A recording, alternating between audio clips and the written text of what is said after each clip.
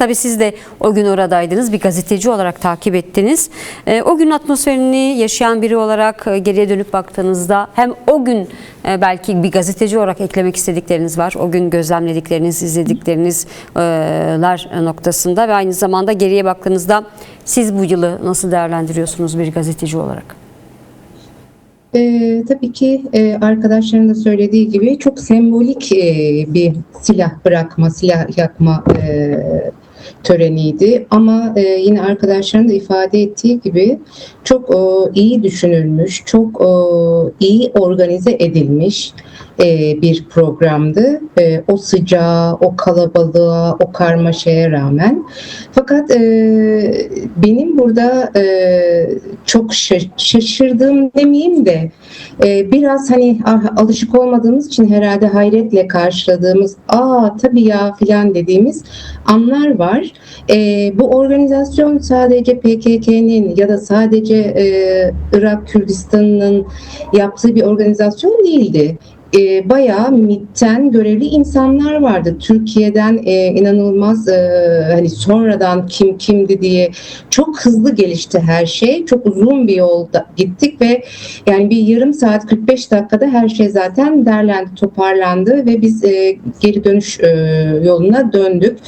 Yani aslında burada şunu söylemek istiyorum. Burada sadece bir silah yakma töreni dışında birlikte bir şey yapma adımı vardı. Ben onu çok önemsedim. Yani tamam bunlar işte örgütler, hani MİT gibi devlet kurumları, işte hani hoşlanmadığımız bir takım güvenlik kurumları olabilir ama bunların hepsinin her bölümden, her ülkeden ya da her parçadan, bu barışı sağlayacak her parçadan birilerinin orada hiç sorun yaşamadan, hatta birbirlerine yardım ederek, yani ben şunu bile gördüm, yani çok bariz bir şekilde PKK'li biriyle MİT'ten biri oradaki güvenliği sağlamak için ve daha da enteresanı oradaki insanların sağlığını, çünkü 55 derece filandı, beraber şapka bulup şapka dağıtmayı konuşuyorlardı. Ben hayatımda böyle bir sahneye denk gelmemiştim. Mesela kendi adıma bunun iyi bir şey olduğunu düşünüyorum. Demek ki bu konuşmalar var, devam ediyor ve devam edecek demekti benim için. Tabii ki şunu da söyleyebilirim. Oradaki silah yakma töreni çok düzenli olduğu gibi, mesela PKK'den gelen 30 kişi bir anda indi. Orada şu da çok önemli, bunu hatırlatmak isterim. O Cesene mağarası aslında çok önemli, yani sembolik olarak Kürtler için önemli bir yer. Şu anda bir turistik bölge ama gitmesi çok zor olduğu için onun hani ne kadar turistik olduğu tartışılır ama oranın seçilmesinin bir anlamı var. Orası 1918'de Şeyh Mahmud Berzenci'nin İngiltere'ye karşı ayaklanma başlattığı nokta. Yani böyle bir yerde silah bırakmak bir şey diyor size, anladınız mı? Hani burada başladı, belki burada bitiririz. Belki diyorum çünkü bu süreçler uzun, zorlu, çok çetrefilli süreçler. Ve şunu da vurgulamak isterim. Ben 2015'teki süreçte de yani Abdullah Öcalan'ın mektubunun okunduğu tırnak içindeki ilk çözüm sürecinde Diyarbakır meydandaydım. Tabii ki olması hasebiyle, Nevruz olması hasebiyle çok kalabalıktı. Bu mektubun okunacağını duyurulması sebebiyle çok daha heyecan, coşkulu bir kalabalık vardı orada ve inanılmaz bir mutluluk vardı. Herhalde şunu düşündüm, orada çok izole bir yerde, dediğim gibi 1-2 saat gittikten sonra bir dağın tepesinde, çok yar bir yerde, çok az insanla yapılan bir törende elbette böyle bir coşku yerine çok temkinli bir hani bakalım ne olacak, yapıyoruz, evet buna inanıyoruz ama bakalım ne olacak temkini vardı. Coşkuyu hiç göremedim ben kendi adıma bir gazeteci olarak, bir ekip süreci de görmüş bir insan olarak bunu çok net söyleyebilirim. Ve yine konuşuruz elbette ama o temkinli yaklaşımlar sanıyorum yani şunu söylemeye çalışıyorum. Temkin PKK için, çünkü onlar çok ciddi bir adım atıyorlar. Bir anlamda 50 yılı tamam biz bu işi artık bırakıyoruz diyorlar. Yani ben o anda kişisel olarak hani gazeteciliği bir yana bırakıp şunu düşündüm. O 30 kişilik grup belki hayatlarında yanlarından hiç ayırmadıkları, belki beraber yatıp kalktıkları, belki nasıl diyeyim, hani hayatlarını adadıkları o silahları, aslında bedenlerinin bir parçası olmuş o silahları yakmak acaba onlara ne hissettirdi? Mesela bunu hep merak ederim. Gerçek anlamda ne hissettirdi? Çünkü şeyi biliyorum, içeriden görüntüler geldi. Ama herhalde hiç kolay olmasa gerek diye düşünmüştüm. Ama bunu hiç kolay olmasa da yapıyor olmak bir şeye biz buna kararlıyız demek anlamına geliyordu benim için. Ve sanıyorum yine aynı şeyi tekrar etmeyi göze alarak oradaki organizasyonun böyle her parçadan insanlar içermesi bana yine 2015'in sonrasında yaşadığımız o korkunç günleri bir taraftan hatırlatırken bir taraftan da belki de bu sefer çok parça var. Yani şunu da çok rahatlıkla söyleyebilirim aslında. Yani orada Amerikalı bir takım görevliler de vardı. Yani bir taraftan tabii ki doğal olarak Orta Doğu yeniden şekilleniyordu. Onların da olması lazımdı. Ya da bilemiyorum. Belki de değildi. Ama evet, bir şeyler şekillenirken, yeni bir aşama başlarken herkes beraber hareket ediyor olması bana bir parça umut aşılamıştı doğrusu. Medyayı da konuşmak istiyorum çünkü bu sürecin bir parçası medya. Barışın toplumsallaşması açısından da aslında önemli rol ve misyonu var basının. Nasıl değerlendiriyorsunuz medyanın bu süreçteki Kürt sorunu çözümü noktasında barış ve demokratik toplum sürecine yaklaşımı nasıl değerlendiriyorsunuz? Bir de şu boyutu da sormak istiyorum. Süreci iletmekte, yansıtmakta, iletişim konusunda bir eksiklik var mı? Eksik kalan yönler sizce nelerdir? Ben biraz önceki bir yılda neler oldu şeyine bir girmek istiyorum. Çünkü 6-7 Aralık'ta DEM Parti çok iyi bir Kürt konferansı yaptı. Ve ben orada gün boyunca uluslararası deneyimleri dinledim. Hatta onları da yazdım.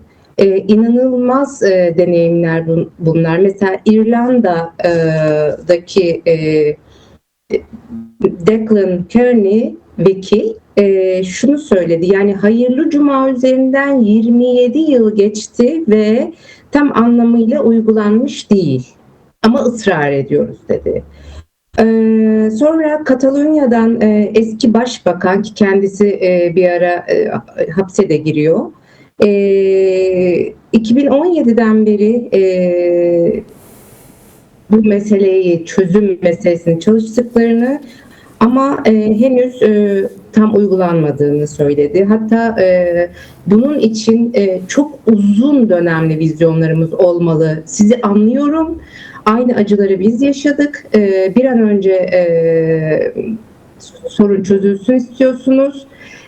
Ama ne yazık ki hızlı ilerlemiyor dedi. Yine Bask deneyiminden bahseden bir vekil Zıla'yla 14 yıldır çok güzel de söyledi. Bir ileri bir geri gidiyoruz. Hani iyi bir şey oluyor, çok umutlanıyoruz. Sonra korkunç bir şey oluyor.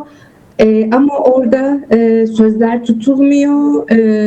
Durmadan bir şeyler, yasal düzenlemelerin yapılacağı söyleniyor fakat erteleniyor ve o da şunu söyledi: sabır çok önemli ve süreci kendi tarafınızdan canlı tutmak.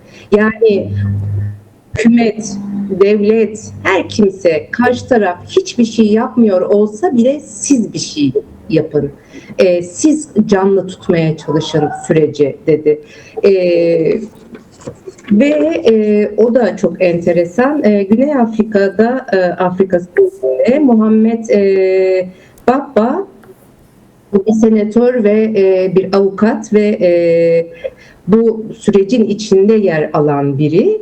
90'da görüşmeye başladık.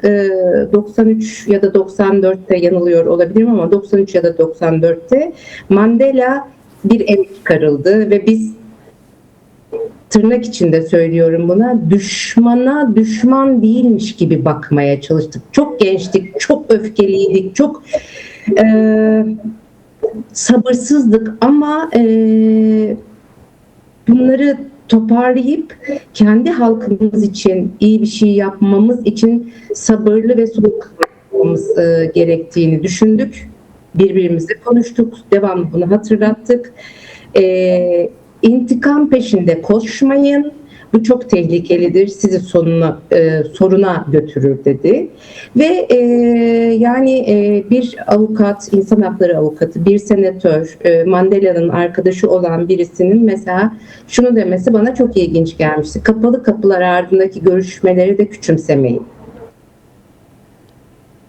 Yani şunu söylemeye çalışıyorum. Yani gerçekten o kaydı bulabilirseniz ya da ne bileyim DEM Parti keşke bunları bir kitaplaştırsa. Bu dünya süreçleri çok enteresan bilgiler, deneyimler ve yani her türlü sürece mesela Güney Amerika'da şu an ismini tam hatırlayamadığım bir ülkede hatırlarsam söyleyeceğim ama bir akademisyenle konuştuğumda şunu söylemişti. Gelenlerin yani artık barıştık, okey, şey de yapıldı, ne derler, anlaşmalar da yapıldı, yasalar da çıktı. Fakat şunu düşünmemişler dedi. Gelenler ne yapacak? Bu insanlar nerede çalışacak? Ne iş yapacak? Ya da nasıl yaşayacak? Sosyal hayata girişleri nasıl olacak? Yani düşmanlaşmaması için onların bizim gibi hayatlarına devam etmesi lazım. Mesela bunu düşünmedikleri için hızlıca aksiyon almak zorunda kaldığını filan anlattı. Yani şunu söylemeye çalışıyorum. Bu süreçler çok uzun. Evet, biz istiyoruz ki olsun, bitsin, başlasın ve tak tak tak her şey, çünkü hepimiz çok yorgunuz. Hepimiz yani bu çatışmalardan, bu insan hakları ihlallerinden, sürekli aynı şeyi deli gibi durmadan tekrar etmekten, sürekli hapishanelerden ya da işte sevdiğimiz insanların hapishanelere düşüp tekrar çıkması, tekrar girmesi, anlamsızca hak etmedikleri işte 10 yıl, 20 yıl yatmalarından falan hepimiz çok yorgunuz. Ama ben bütün bu dünya deneyimlerinden şunu anladım. İşimiz zor ve uzun olabilir. Evet. Dolayısıyla çok sabırlı ve çok kararlı ve çok canlı tutacak yeni cümleler, yeni kelimeler, yeni atraksiyonlar yaratmamız gerek. Bunu söylemeden geçmek istemedim. Basın için çok kötü bir şey söyleyemem. Yani birkaç tane ulusalcı, milliyetçi basın, yani çünkü bu işin yani bir ayağı Bahçeli, yani onların ya da eskiden veryansın edecekleri basını şu anda Bahçeli'nin ne kadar doğru bir iş yaptığını, Öcalan'ın ne kadar sürece destek verdiğini gibi bunların yazıları yazılıyor, bunların haberleri yapılıyor, bunların yorumları işleniyor. Tabii diğer medya, yani zaten hani hepimizin bildiği bir şey, zaten hani nasıl diyeyim, tarafsız ya da hükümetin kontrolü altında olmayan son derece az bir medya var. Bunların bir kısmı zaten bu meselenin çözülmesi için yıllardır uğraşan gazeteciler, emekçilerle dolu.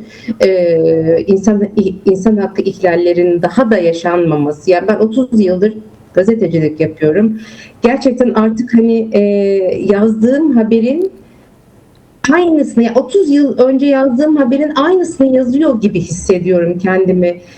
Ve şeye kapılıyorum. Allah'ım, bir gram yolu gidemedik. Bu çok acıklı ve çok insanı, nasıl diyeyim, gazeteci olarak da üzen bir şey. Mesleki olarak da hani bir şey yapamamış hissi yaratıyor. Bunca yıldır ben bu meseleye katkı vermeye çalışıyorum ve 30 yılda hiçbir şey yapamadım hissiyatı yarattığında tabii ki bir umutsuzluk, ama sonra diyorum ki belki de görünmeyen bir şey yapmışımdır. Bu bile bir kar diyorum. Yani sonuç olarak basında kötü anlamda çok yani bir anti propaganda olduğunu düşünmüyorum. Zaten kontrol altındakiler herhangi bir şey söyleyemezler.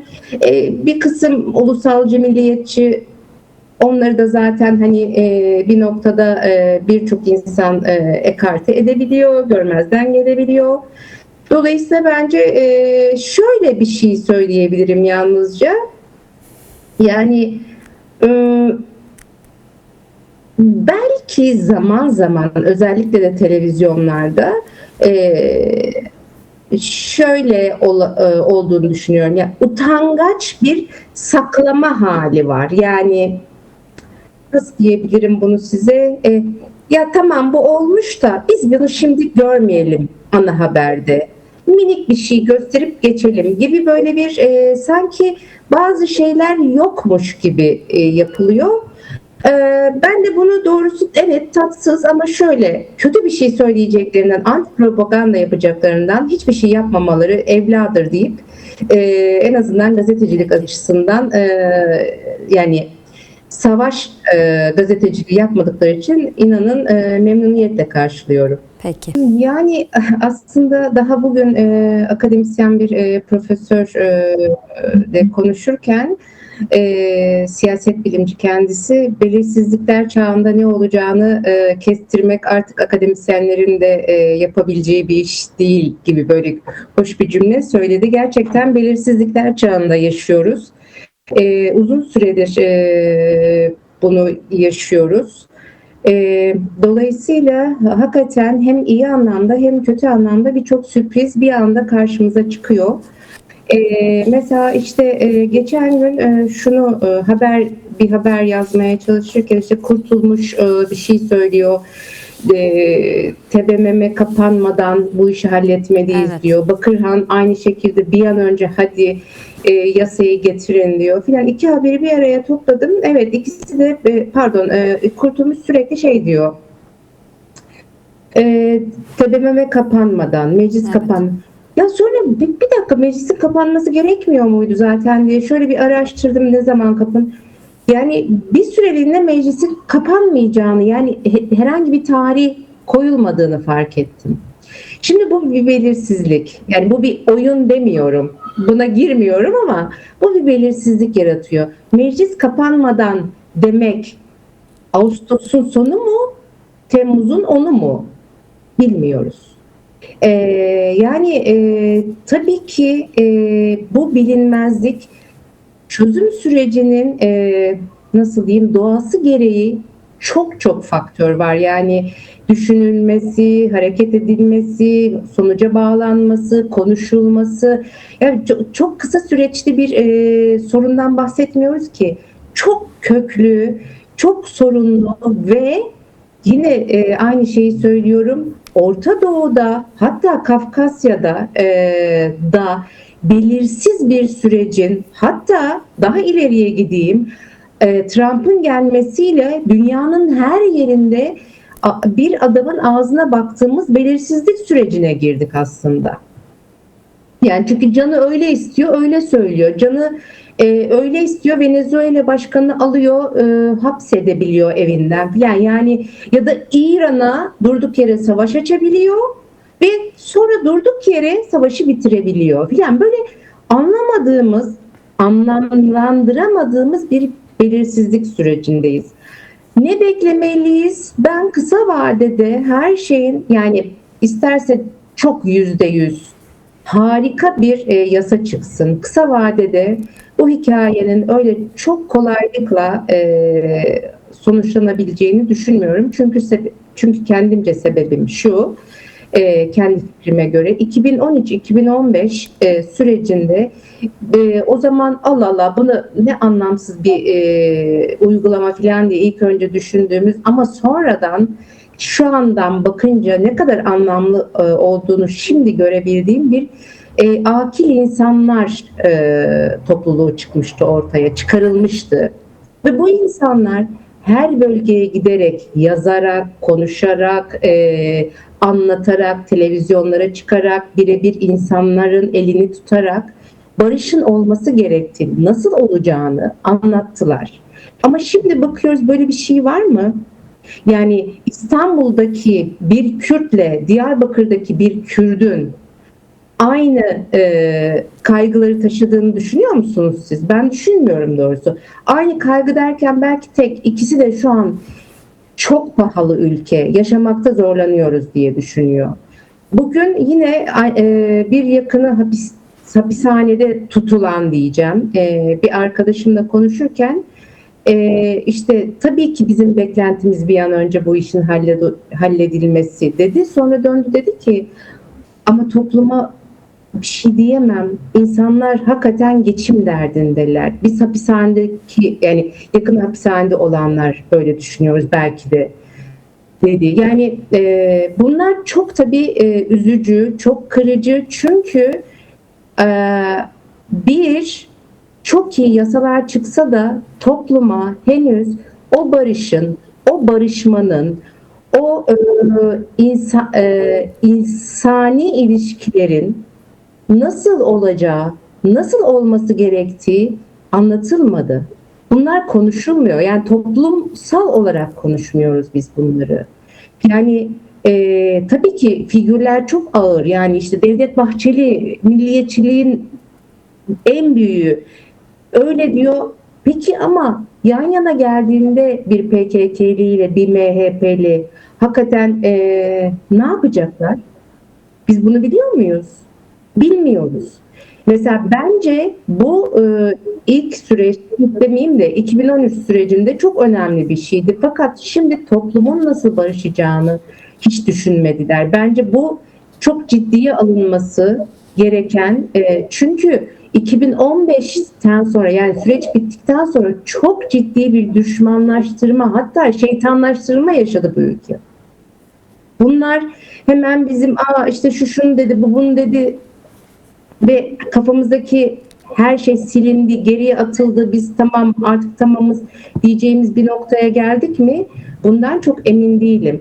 Yani bundan sonra insanlara belki birazcık daha, yani talepler deniyor ya, biz inat edeceğiz deniyor ya. Evet, çok doğru, inat etmek, ısrarcı olmak, bunu hep istemek çok doğru. Fakat bunu halkın da istemesi lazım. Hem Kürtlerin, hem Türklerin, hem Ermenilerin, hem Çerkeslerin, hem Lazların, hem Pomakların, yani bu ülkede aklınıza gelebilecek her kişinin, ya ben bu doğru düzgün bir ülkede itişip kakışmadan huzur içinde yaşamak istiyorum. Birbirimizden üstün olmak istemiyorum. Bütün hakları, insan olarak doğduğum bütün hakları kullanmak istiyorum. Ve aynı zamanda bir diğerinin de aynı haklardan yararlanmasını istiyorum dediğimiz bir noktaya ne zaman geliriz? Mesela bu da çok belirsiz bence. Bu da üzerinde belki çalışılması gereken ve çok önemli bir yer. Sürecin önemi eksik ayaklarından Yani biri. Evet. yine aynı şeyi söyleyeceğim. Bunlar meşakkatli, zor süreçler. Elbette her şeyin hızlıca olmasını istiyoruz. Yasalar çıksın ama yasalar değil, insanlar, o yasaları uygulayan insanların tutumu çok önemli. O noktaya geldiğimizde eminim her şey çok daha kolay olacak. Peki.